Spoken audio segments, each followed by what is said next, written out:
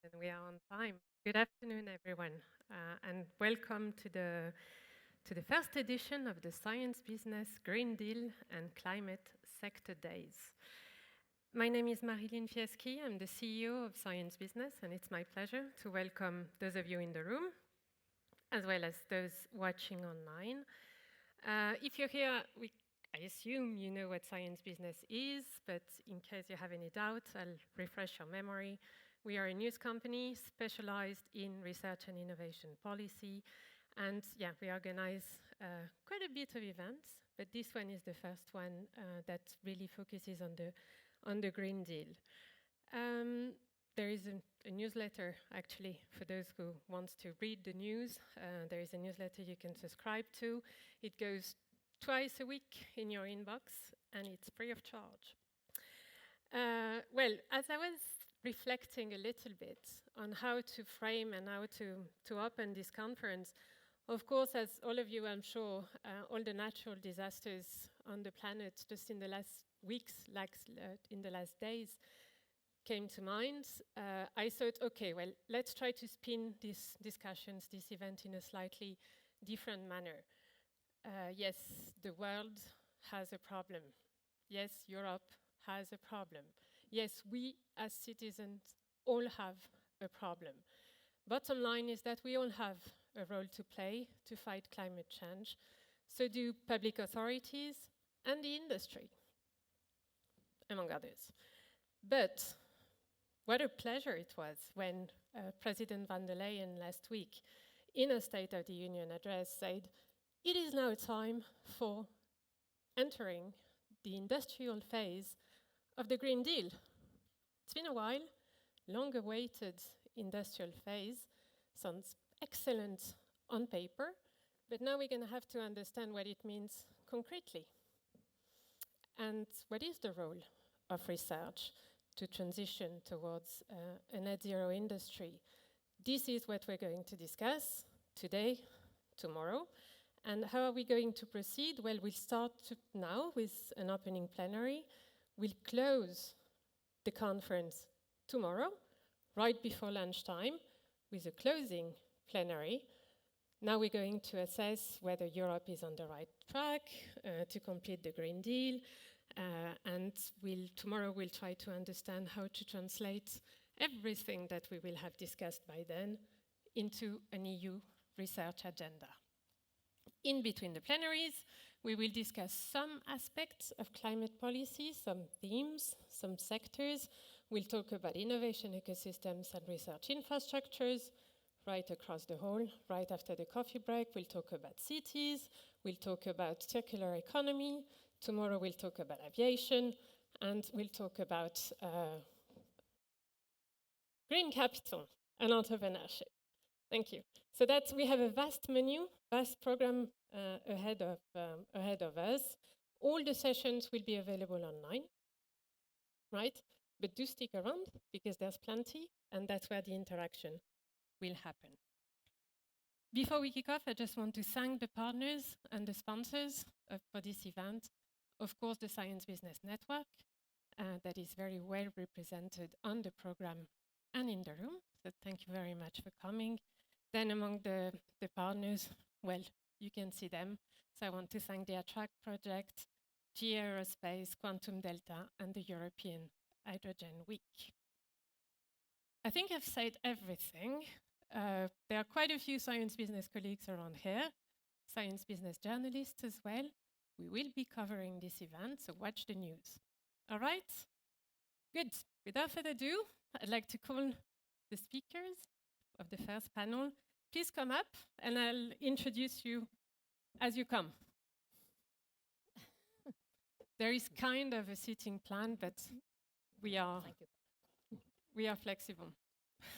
All right, then from left to the right, Christian Ehler, I think you all know Mr. Ehler, a member of the European Parliament and Rapporteur on the Net Zero Industry Act, among other responsibilities. Anne Mettler, you're Vice President Europe at Breakthrough Energy.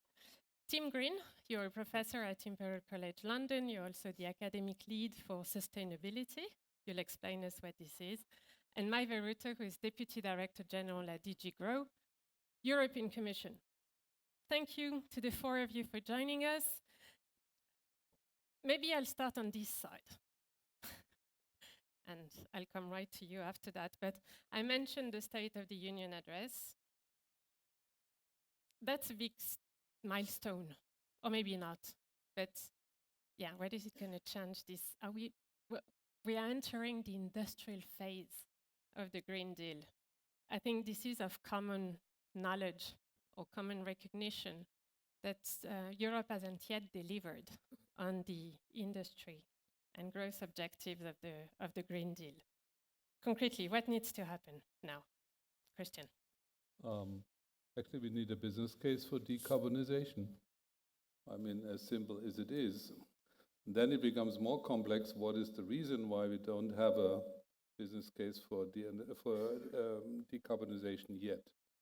And there is a variety for reasons. I mean, first of all, I had been very critical, and also my group, on the very fact that the Green Deal was green but didn't have a deal.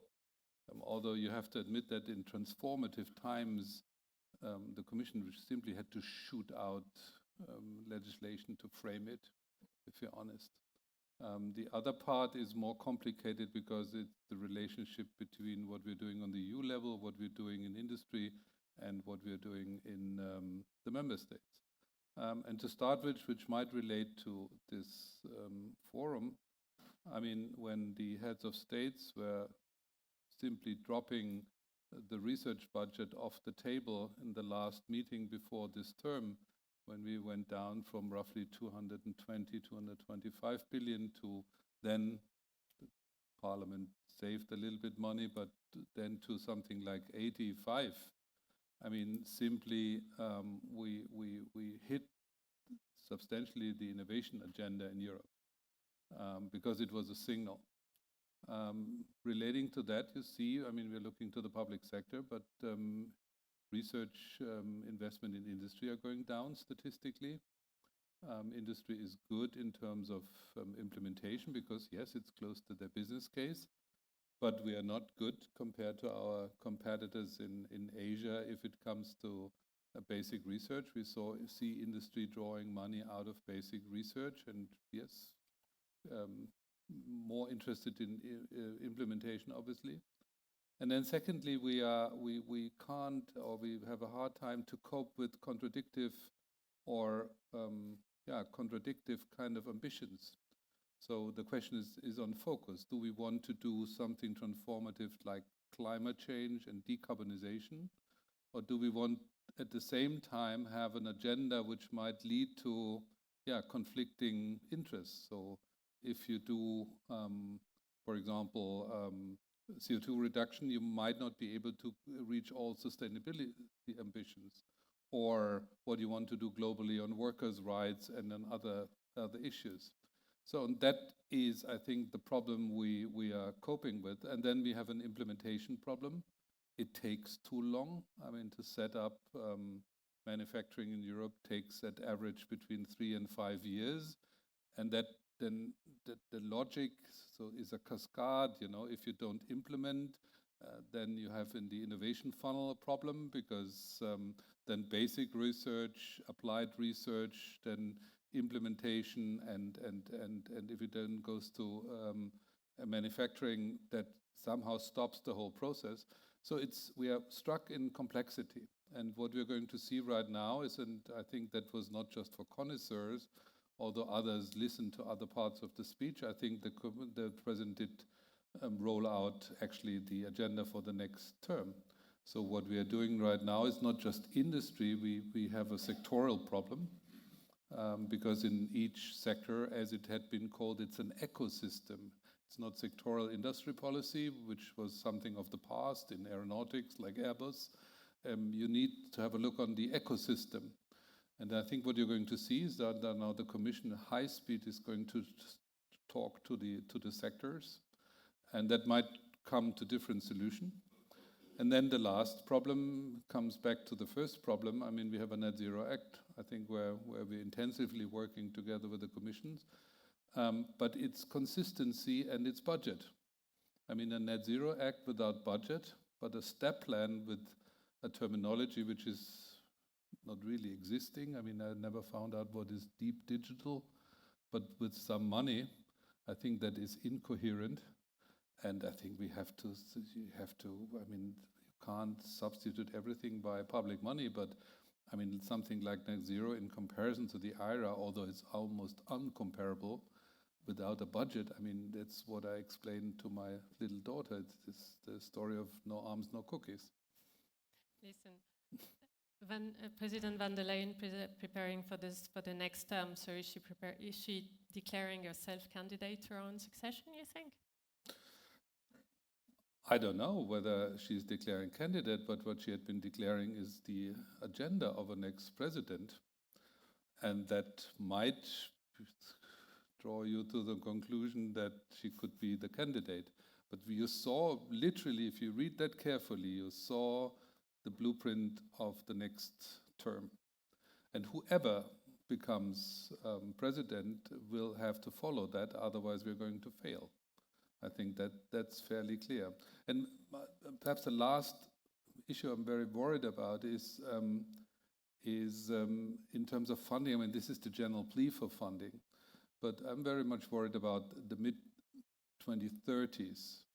So we are now, I mean, we have a range of technologies and so on. Some are fashionable, some are plausible. Let's see whether that is going to fly. But what we're going to see, we're shifting slightly because of budget restriction money from basic blue sky research to applied research. And the question is, what is in the funnel in the mid-30s up to the mid-40s? And there you can save from an economist point of view, and I'm doing that for a long time. Also the presumption, what is plausible, it's not so much about do we know about these technologies or what do we neglect or what is the hot shit, as my daughter would say. The question is simply if you, and you can see that in the 90s and the 2000s, if you don't fund basic research and open research, you're not going to have enough innovation in the 15 or 20-year perspective, or even perhaps even in the 10-year perspective. Okay, we'll come back to the question of the funnel and where to invest in now and when. Just one final question for you. You mentioned the financials and the lack of money attached to the Green Deal. Then there was the discussion around the sovereignty fund. Is it something that is likely to become real?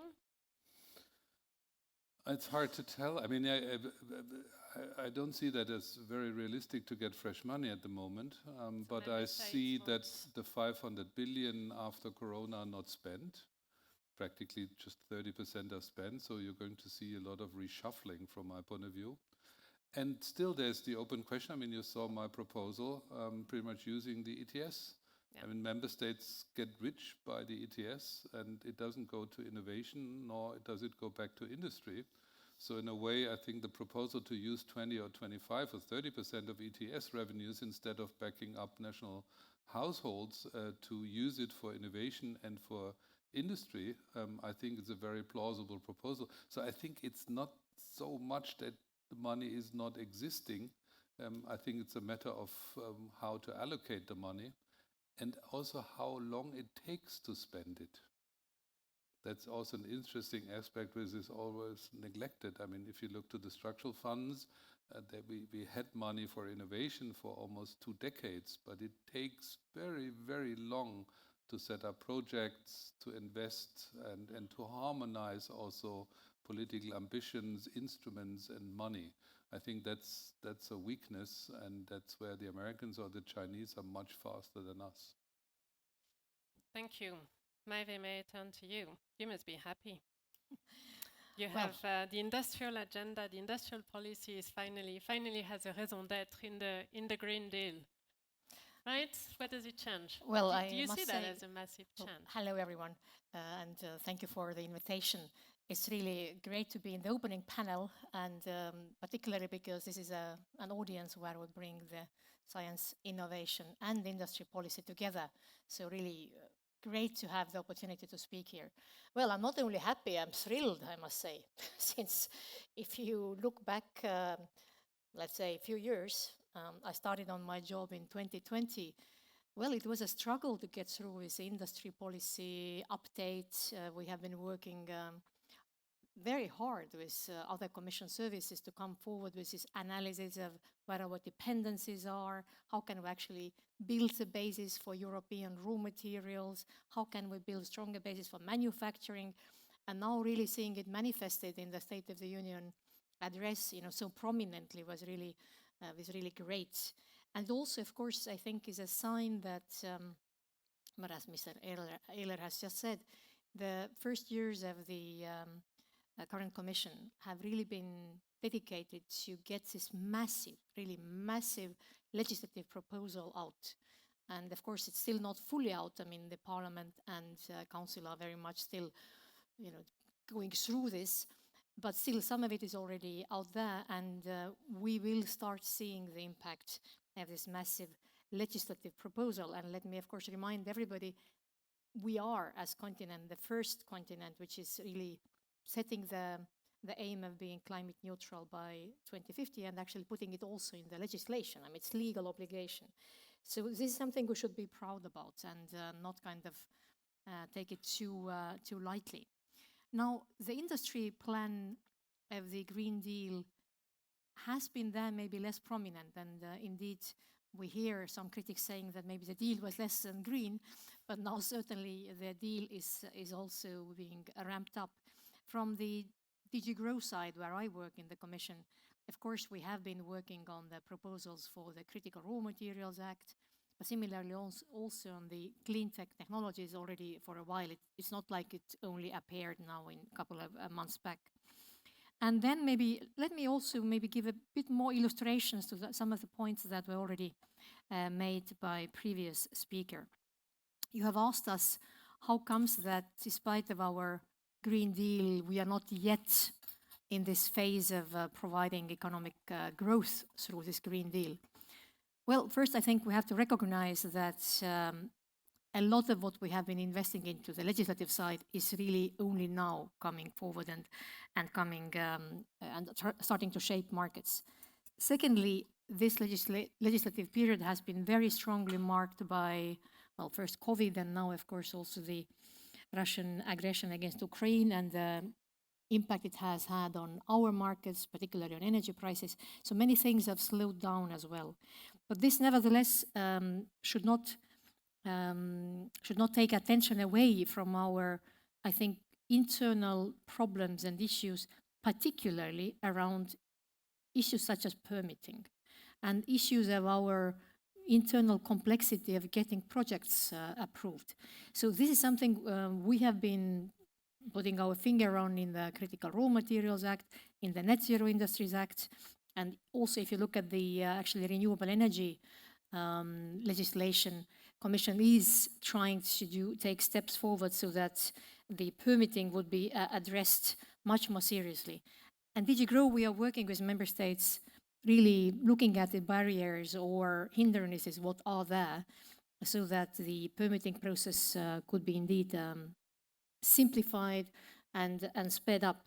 Just to give you a small example, in my home country, Estonia, last week, finally one of these sizable wind deployment parks or wind energy parks was put in motion.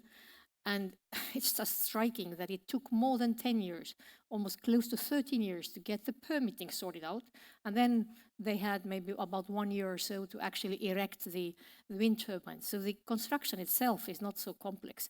It's really a lot of preparatory work and permits that are slowing down things. And the regulation. And right? possibly, well, the regulation that as well, maybe the incoherence of the regulation. Another example I want to bring maybe what we now hear from some of the projects which have been first approved under the IPCEIs. And you know the IPCEIs of the important projects of common European interest where member states put their money and projects together. Then they get state aid permission through our competition department. And then it turns out that in order to actually get the money flowing, the same project will have to go again through scrutiny for the cohesion policy. So we really need to find ways for the next, or maybe already for this end of this commission, to try and sort things out and bring projects forward so that these various funding opportunities would be more aligned. And let me finish my first intervention by just pointing out to the audience here that there are some good news from Horizon. And the good news from Horizon are that many of the funding streams that have been put forward by Horizon to really try to decarbonize industry are now starting to bear some fruits. And I have been more than happy to see that about 180 or 185 demonstration plans have been identified in Europe, which are directly helping our energy-intensive industries to decarbonize. So these are good news, and we should be looking for ways of scaling up such technologies. All right, thank you. We're going to move out of Brussels a little bit. I know it's the center, but I'd like to come to you, Anne and Team, although Anne, you're not totally unfamiliar with the Brussels bubble. But in your view, and we heard about the regulation burden and the mad delays in constructing new materials, whether it's wings, all kind of things. Is Europe on the path of deindustrialization or decarbonization? You're referring to something that I said in the past, You did, which, yeah. yes, exactly, which is that Europe is decarbonizing by deindustrializing, and that is something that I think none of us set out to do. A big part of that is what Dr. Ehler referred us to, which is I think we have not yet really made the business case in the Green Deal for the transition. And that's a problem because I think what is dawning on us now, and I say it in full respect to the colleagues, the former colleagues from the European Commission, because I know that they work day and night to get the Green Deal underway. It is very ambitious. There's lots in there that's very good. But I mean, the bottom line is we cannot regulate ourselves to net zero. And I think that this is what's dawning on us now, 4 years into this venture. And in that sense, I completely agree with what Dr. Ehler said. This is not a lame duck commission. What the commission does between now and the next mandate is extremely decisive. So when the president spoke about a next phase for the Green Deal, we need to take that very seriously because she is finally addressing a lot of what has not worked. And I mean, just reflecting a little bit on what is needed now.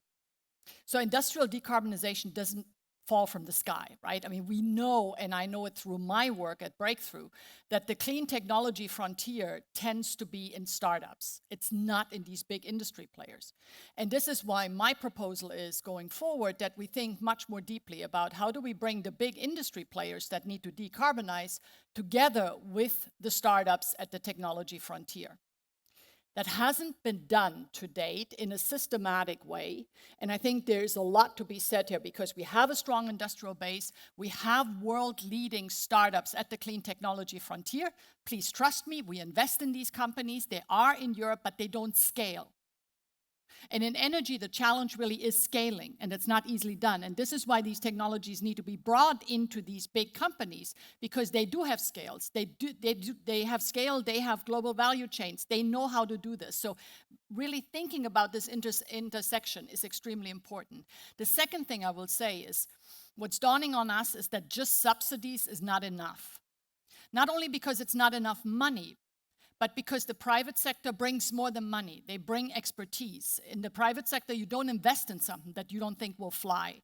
And I would dare say that the average investor has a better understanding of what is the technology frontier and where might markets develop than, I mean, someone sitting here in Brussels, I'm sorry to say, including myself, right? So, I mean, I think we need to really seriously think now about the sovereignty fund that I think President von der Leyen has rightly brought into the discussion, but also about sort of blended finance vehicles. So back in the day when I worked at the European Commission, we got the Juncker plan underway, right? Which was meant to crowd in private sector in a systematic way. We now need a Juncker plan on steroids because decarbonization of our industry will cost a lot of money, and no subsidies will achieve this. So really thinking strategically, how do we make Europe really an attractive investment destination will be key. The next thing I'll say, we always talk about industrial policy only within Europe. Europe is now not such a sizable market in the world, right? I mean, we're not small, but we are by no means China or India. So an external industrial policy, not only looking at what do we do in our own markets, but how do we help our companies to succeed in the world, in the growth markets of tomorrow, someone please pay some attention to, because I can tell you in China, it's weaved into the industrial policy that they do. They would never only think about the Chinese market, even though that is even much bigger than ours, but they think about a global market. And this needs to be in our DNA. Not only Europe, but really a global market and an external industrial policy. If I can continue, just 2 more points. A lot of what we have done has actually increased the cost of the energy transition. What we now need are levers that lower the cost of the energy transition. Some of it has already been mentioned here, such as permits. It's a scandal that it takes, what you said, 3 to 6 years is a positive case. I know of cases of 10 to 13 years. For a permit. It is what is right now part of the reason why our wind industry is on the verge of collapse is because of the slow permitting, the responsibility of which lies squarely in the public sector. So we should be able to speed up the permitting because it is in the responsibility of those that are saying we need to be faster. Also, standardization. A lot of what we do in Europe when it comes to innovation is, something more customized. And no, we need standardization so that we can roll out these products much faster than we have been able to. So again, this lies squarely in the public sector. We should be able to do it. Digitalization. Also key, would lower the cost of the energy transition if we digitize, for instance, the grid. Guarantees, public guarantees would be possible. We have strained public finances, but just giving a first loss guarantee or a technology guarantee to a company can make a difference because the government or the state only needs to step in if something goes wrong. So guarantees could really unleash a lot of investments, could really help our industry. Why are we not talking about measures that lower the cost of the energy transition? Because so far we've done a lot that has actually increased the cost of the energy transition. The last thing I will say, and here I'm looking at Maive, please, we need better metrics. I am tired of 2030, 2040, 2050 targets. I'm tired of counting the announcements. In energy, what counts is final investment decision. And a lot of the announcements just don't add up. If we think we are leaders in hydrogen, clean hydrogen, we are fooling ourselves. Only about 5% of the projects that have been announced have reached final investment decision. And only when you have final investment decision is actually a shovel in the ground, something happens. So these announcements are just not enough. We also need to measure actual demand. Is anyone buying this stuff? And you will see there isn't a really vigorous market in a lot of these technologies that we are trying to scale. And lastly, we need more firm level data. This is something, and Maive knows this, when I worked at the Commission was my hobby horse. We are surrounded by macroeconomists. We need microeconomists that understand firm level data, that understand what is happening in industries. It's a scandal of the highest magnitude that we are about to lose our wind industry, which was painstakingly built up in Europe. And we're not even, until last week, when the president mentioned it in her speech, had a rigorous public discourse about it. Why is that the case? We need better data. I really firmly believe that. Otherwise, we are measuring the wrong things. We are measuring the number, I'm sorry, no offense, but the number of conferences, announcements, but we're not measuring the right thing. Thank you. All right. Well, thank you very much. All right, we're going to keep going. Juncker plan on steroids. That's probably the headline. One off. I'm sure the journalists will be thrilled. Maybe Tim, I'll turn to you because I know, well, like the grids in particular, this is one of your specialty, right? Yeah. So what do you think Europe should invest on? Is it hydrogen or is it electricity grids? that's already got quite a strong focus on energy, hasn't it? And I listening to the debate, I was thinking we do tend to over-focus on what we might call Scope 1 and Scope 2 emissions, of gas and electricity and heating and so forth.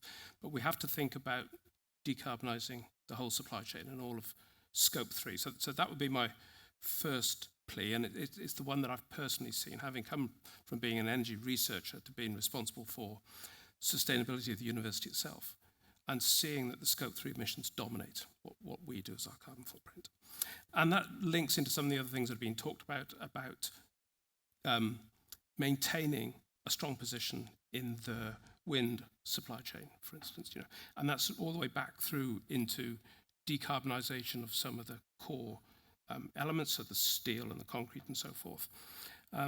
So I think all of that matters hugely. I like the Juncker's plan on steroids, because the other thing I thought while listening to my fellow panelists was it's getting that sense of urgency. We talk about 2030 or some date in the future and 2040 way out there.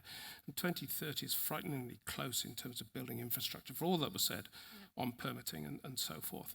So clearing a way to deploy wind, even offshore wind, which coming from the UK is an important part of what we look at. We can deploy offshore and then we hit a barrier when we reach onshore. We still have to build out a grid that's able to accommodate, in terms of its actual infrastructure, all of this additional renewables, but also accommodate it in terms of the digitalization that allows us to control it and connect it to people. And I'm struck also that a lot of what we've done to decarbonize in Europe thus far has been sort of over the horizon. It's decarbonizing electricity and power plants being replaced with wind turbines and so forth. And increasingly what we need to do on sustainability is touching people's lives as well. So it will touch their lives in terms of smart technologies around electric vehicle charging. I think that's been quite well rehearsed in many venues about the need to develop flexibility in electricity grids to be able to accommodate a lot of renewables. But it also touches people's lives in lots of other places, in the clothing we buy, the food we buy, and how things are delivered to us and so forth. And I think that also connects extremely well with the ideas of the startup sector and the small entrepreneurs. They tend to naturally gravitate to that part of the space. And that's maybe extremely useful because some of the large organizations we buy our energy off, for instance, are not the most trusted organizations. To take people on the journey that we are going to need them to complete means working with trusted organizations. And it seems new, small organizations are perhaps part of a very strong part of making that. So it's a plea not, I think again, as an engineer, I'm going to make a plea not to get obsessed with the engineering, but to think about how this connects with people's lives. Okay. Can I ask you just, and then I'm going to take some questions. What would be your bet on, if we talk about technologies, then we'll come back to more structural things that we need to invest in. But there is, Breakthrough Energy has been talking about a number of things, including small modular reactors, right? So there are a number of trendy technologies. If you had to name one, I know it's a silly exercise, but at least it gives also some, it will put some light on some technologies. If you need to name one technology that Europe should invest in now, what would that be? What is the next breakthrough? I personally invest in system integration and artificial intelligence because I'm the chair of STOA, the technology assessment, and we did also look to the assessments of the past, and all were wrong. So our perception of the internet in the 2000s, and I'm old enough, I had been in the parliament then, we thought it's something like a telephone company. We looked to hydrogen for mobility, turned out it wasn't hydrogen. So I think we're usually wrong if we are too specific. And it's even more terrible if we subsidize that or have a preferential regulatory framework for what technology. Usually gets very expensive and it doesn't work. So, but what I would say, and I would know, is that the big thing, as you had been saying that is system integration and the question how that all works together. And then one other bet I would do, and you will laugh on that, it's creative industries. Because what we see is that we are driving decarbonization out of a dystopia. We say that otherwise it's the end of the world. And what you can see in the history, besides some phases related to Protestantism, Christian church, whatever, is that dystopias don't work in societies. You need a positive idea, individually but also collectively. And from my point of view, I mean, if you look to wind, for example, you had been rightly referring restriction, regulatory, no idea about the business case, too much macroeconomics, too less microeconomics. I mean, who understands something in the Commission on negative bidding or something like that? But in general terms, the problems is that there is no perception in the with the European citizens that a windmill in front of their house is a good idea. They have the idea that it's ruining their landscape. They don't have any benefit from that. It somehow goes not along with sustainability goals. And so I think is the Bauhaus mission a good idea? I think it's part of that. It's a very important idea, but it's more the transformative ability to combine innovation with creative process, which puts them in a positive societal context, is the most important thing. Yeah. Otherwise, it's not going to work. And so that might not be related direct to technologies, but if I would do a bet, I would bet on system integration, and I would bet on the need of creativity in innovation. And that will be, and if you look to the European economy, by the way, the sector we grow the most, we employ the most young people, it's creative industries. Yeah. Because Apple was not so much about technology, it was about a surface and a design and a lot of other things. And I think that's fairly underestimated in the whole discussion. Not a good answer, but at least a smart one. 2 bets. Okay. We have to get one only, otherwise we'll never end. Anne, what is your bet? You will not get me to mention one technology. Instead, and this is also the approach that we have, is a portfolio approach. It's early days on a lot of these technologies. You would make, I mean, if you said this is the one, and here Europe actually took a bold bet because for years it was just hydrogen, hydrogen, hydrogen. So, you know, we made a bold bet. Let's see how it plays out. So firstly, a portfolio approach. Secondly, completely agree. You call it system integration. I would call it market design. It's this is what really matters, what we need to focus on. If you look at clean technologies, there are only 2 that have really scaled and lowered cost. It's solar and it's batteries. That's it. So, and both of them, by the way, dominated by China to an extent that is just unimaginable. So why don't we study this instead of always coming up with new plans or so? And what you will see, what they applied is called Wright's law. Wright's law, you know, Moore's law from semiconductors and chips. Wright's law is essentially you need to scale. And when you scale, you bring down the cost. And this is what the Chinese have done extremely well. We actually owe it to them that solar has come down in cost so much. And the same with batteries, which is now why EVs are winning the race. So, you know, we need to learn from this. We don't always need to reinvent the wheel here in Europe, but let's look at what happens, you know. And scale and lowering the cost is, if I am always asked, what is your job? That is it. And that is really difficult in Europe. We can't scale, and we know we cannot compete on price. We are more expensive, if only because of our price of energy. Energy costs 3 times as much in Europe as it does in the United States. That puts us at a competitive advantage. But let's have that discussion. What do we do then? But in any case, my point is portfolio approach, and let's see how we can scale and bring down the cost for these technologies. That is what is needed now. Good. Tim. I have to start by rejecting the premise of the question that there isn't going to be a single technology that you know gets us to where we want to be. It's not like that. We need kind of an all of the above approach. Christian's answer was magnificent. I thought system integration and creative industries as 2 great things to hit, and scale. You know, we've seen the power of small technologies that deploy in very large numbers. So small modular reactor, it's got that attraction because it's got small in the name. It turns out not to be that small. So unless small modular reactors actually get into a mode of producing and deploying them, that is putting the same thing out each time and learning and driving costs down, I'm not sure it's going to fulfill its promise. A sector that could see some of those advantages of lots of small interventions is food and packaging. We are going to have to get on top of the carbon emissions and other environmental damage from our food and agriculture. Going back briefly to home territory, which is energy, two things that I think are potential difficulties we will have to face, and they may not be cheap. The one is long duration storage. Batteries are magnificent hours and so, but we have to do something that gets us through the well-known Dunkelflaute problem.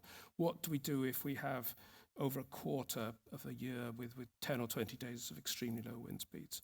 That would expose us and our economies to terrible risks. We have to have a way through that. Long duration storage, which draws into the production of synthetic fuels. So I think synthetic fuels and long duration storage on the one hand. That makes a lot of bets, huh? Yeah, well, it is maybe a technology that at the moment is not that developed in China or in the other regions of the world. It gives us a chance to be in on an industry that we know is crucial. And maybe it's crucial to Europe slightly ahead of some of their areas. We will have a much more decarbonized electricity system ahead of China in particular. Yeah. And we will need that technology ahead of others. So can we get to the front of that and be a world leader? Maive, and then I'll open for questions. It's maybe a good news that the whole panel seems to be very much on the same line about the need to actually make the energy system function. So the system integration certainly would be high in my list as well, but I would come to it perhaps from this side that I think we are already going quite well as to the energy generation. I mean, solar is becoming cheaper, it's really abundant now, panels coming in even too cheap. We see that the Chinese panels are coming now with -25 or even more than 30% cheaper than they used to be. One wonders if this is just the effect of the scale or maybe effect of something else as well. Wind, okay, has some difficulties in permitting in Europe, but overall it's also growing. But what is not yet there is exactly this capacity to storage it properly.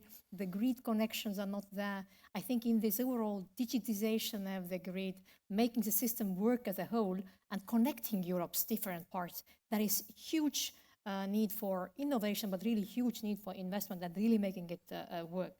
There is another point, though, which we didn't touch upon, and which maybe is a bit different. I was thinking that if we think in terms of technologies, I do believe that biotechnology and maybe all kinds of applications that can come through the advanced biotech is something that in Europe we tend to kind of overlook.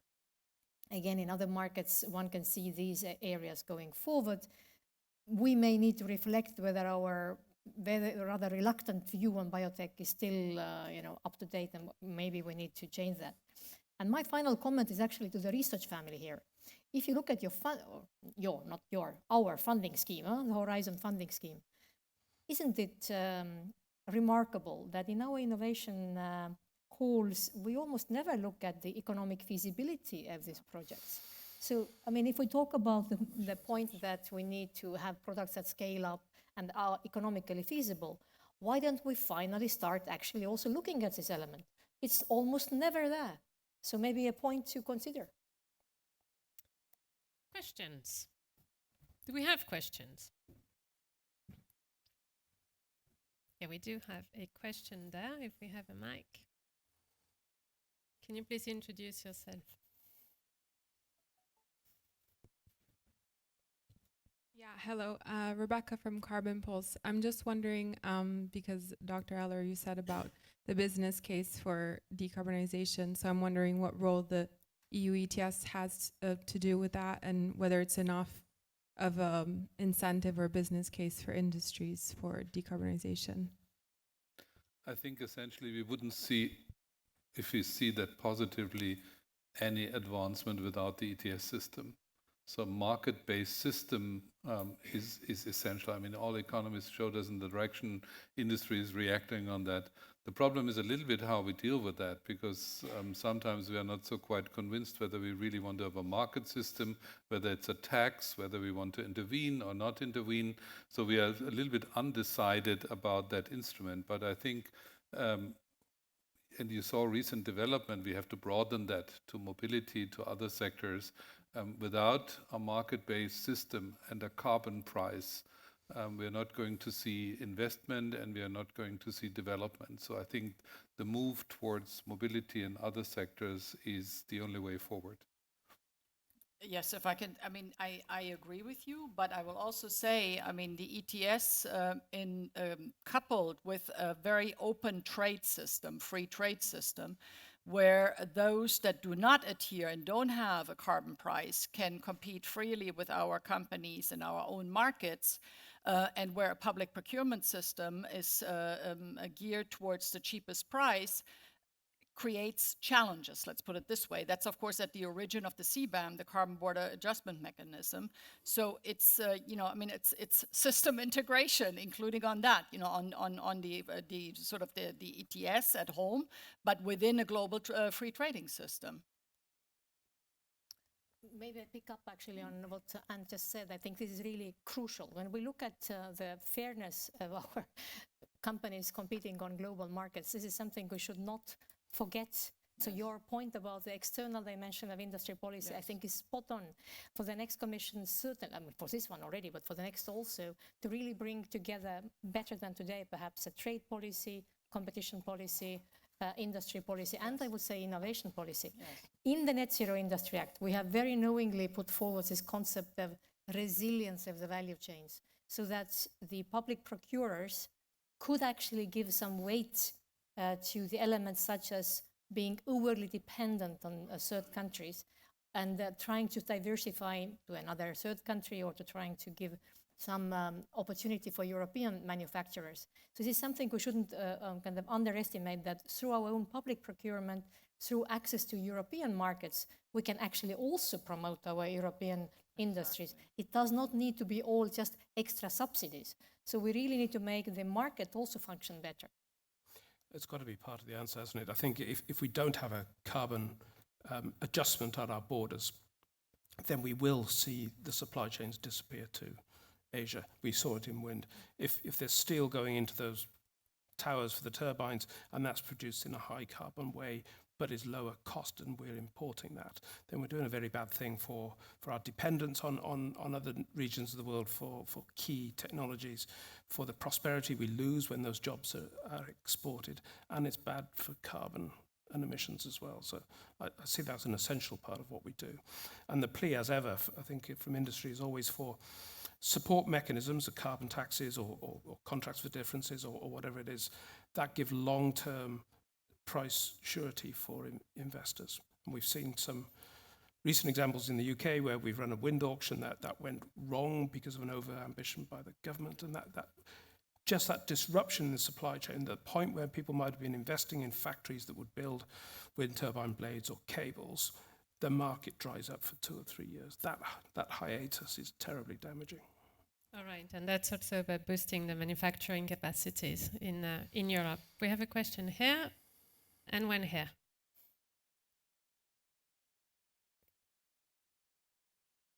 We'll take them both. Okay. Yeah. Go ahead. Yeah. Thank you very much. Massimo Busoli, I'm the director of the Norwegian University of Science and Technology office in Brussels.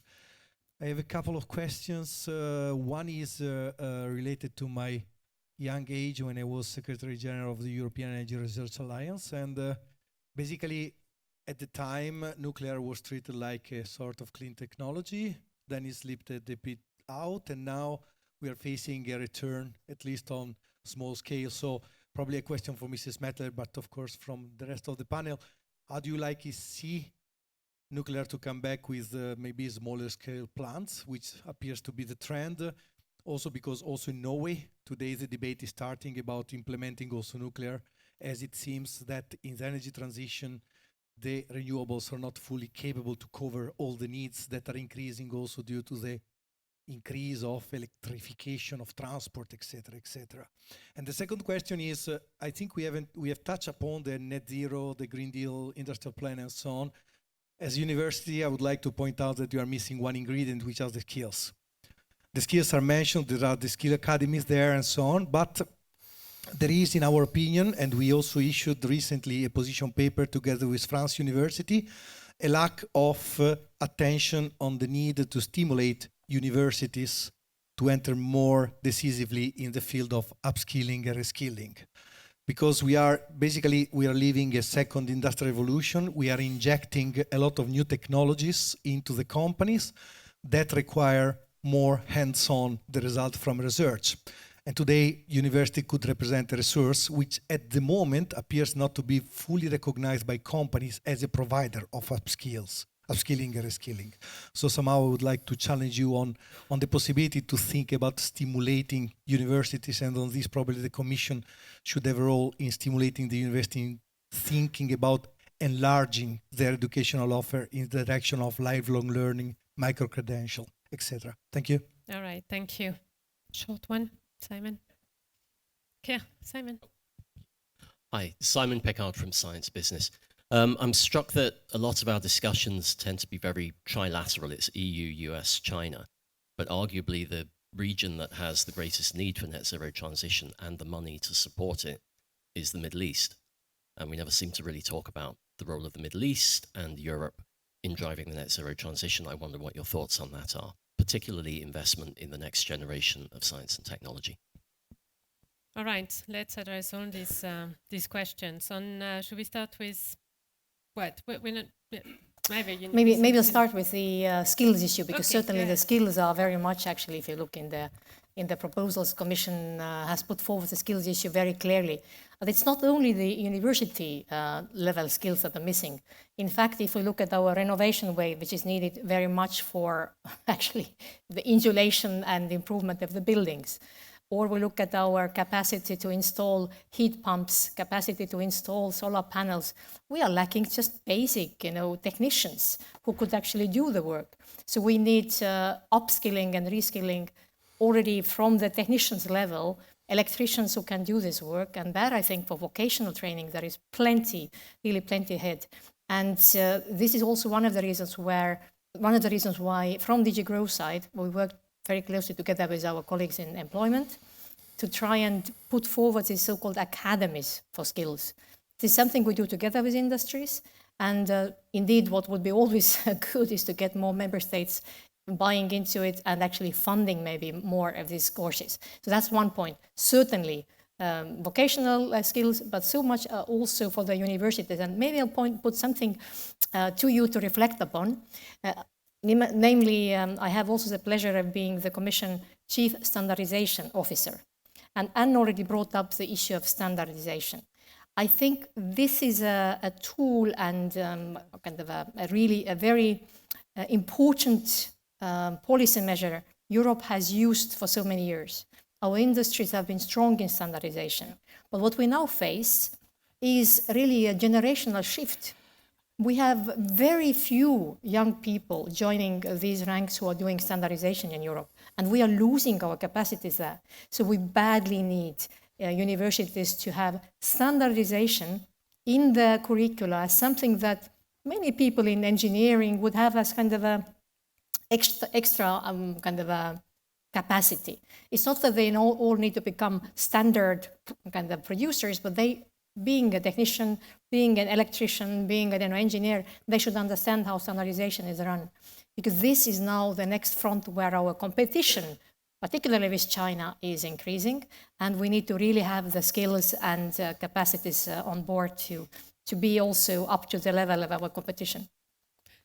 Tim and Anne, just one question. Well, just wanted to refer to what happened a bit earlier this year when Breakthrough Energy and Imperial and the UK government teamed up around Clean Tech UK, right? So is there links with the skills questions? University teaming up with a fund? Yeah. If I can say yes, partly skills, but also partly to give that community a voice. I mean, when I started my job 3 years ago, and I know it also from my 5 years when I sat in the Ballymore, the clean technology voice is not a strong voice in Europe, trust me. So the first step was really to give voice to these people, the investors, the entrepreneurs, you know, the big industrial players that are teaming up with them.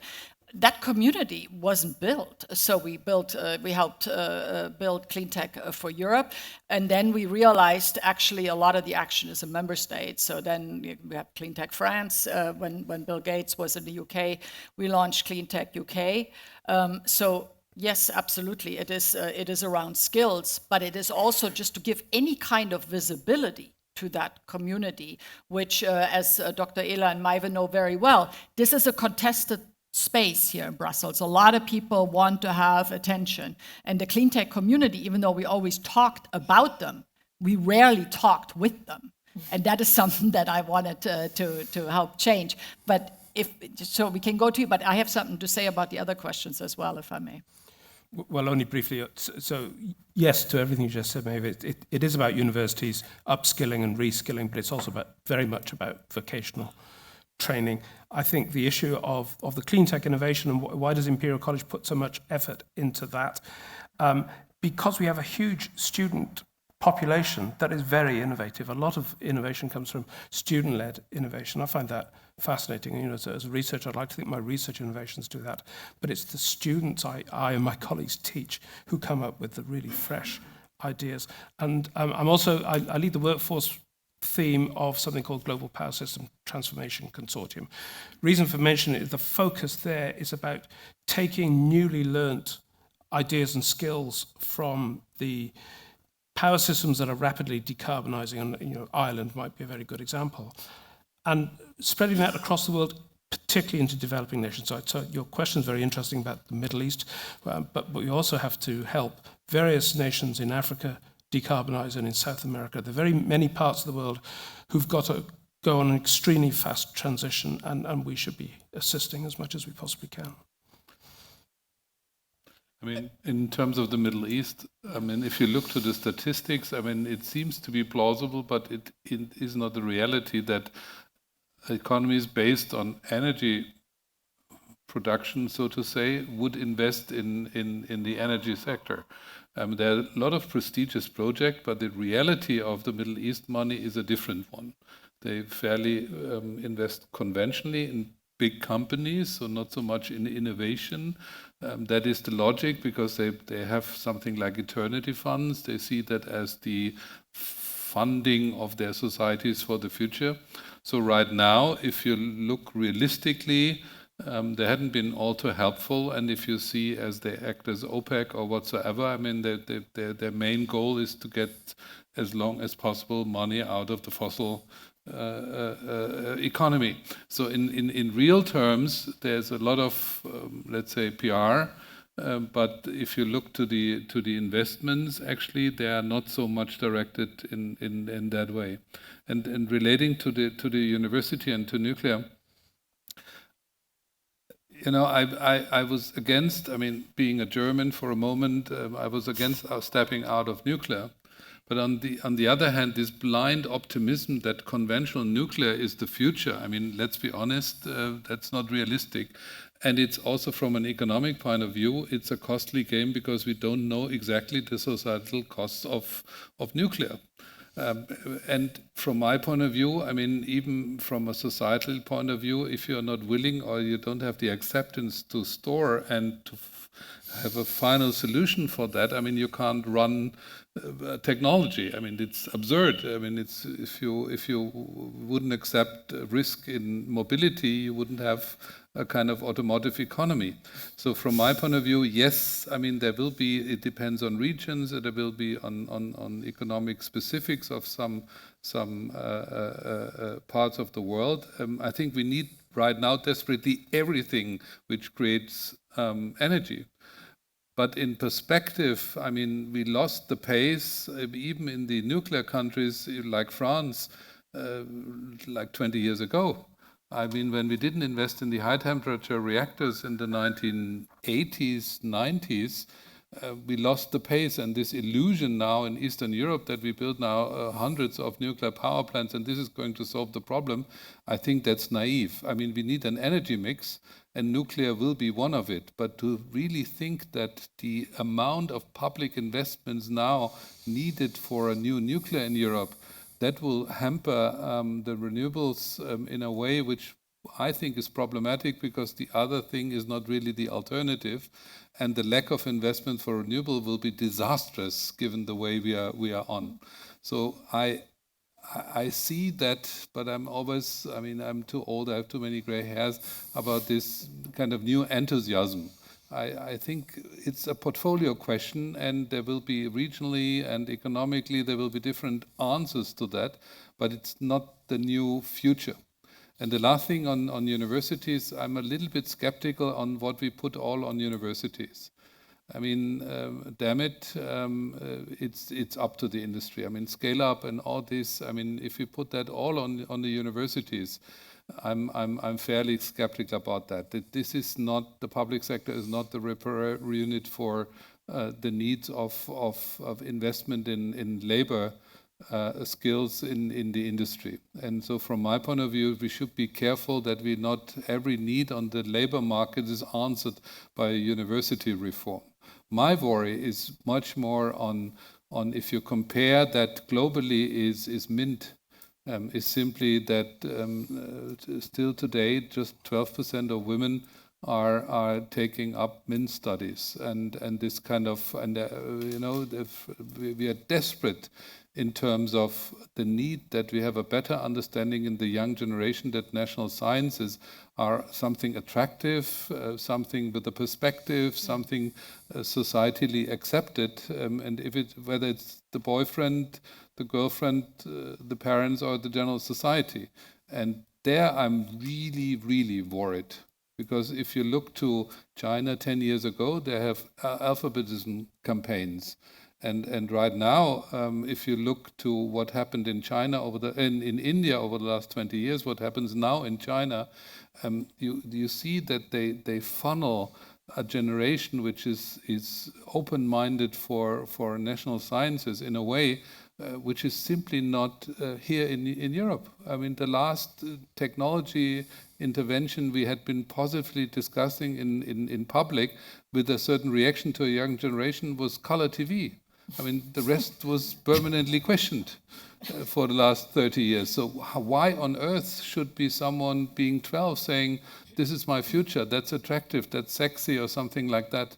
So in a way, to react permanently on putting more and more pressure on the universities to be the repair unit, I'm fairly I mean, the way we have set our university system, open science, democratic, freedom of academia, that's our strength.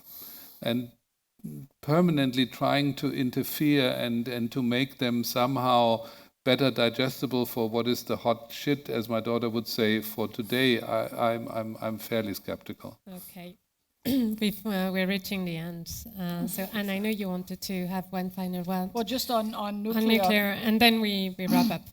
On nuclear, maybe just a word of caution, because we were once leaders in the field, and we voluntarily self-destroyed the expertise that we had, with the result that today the leading countries are Russia and China. So this is where we stand.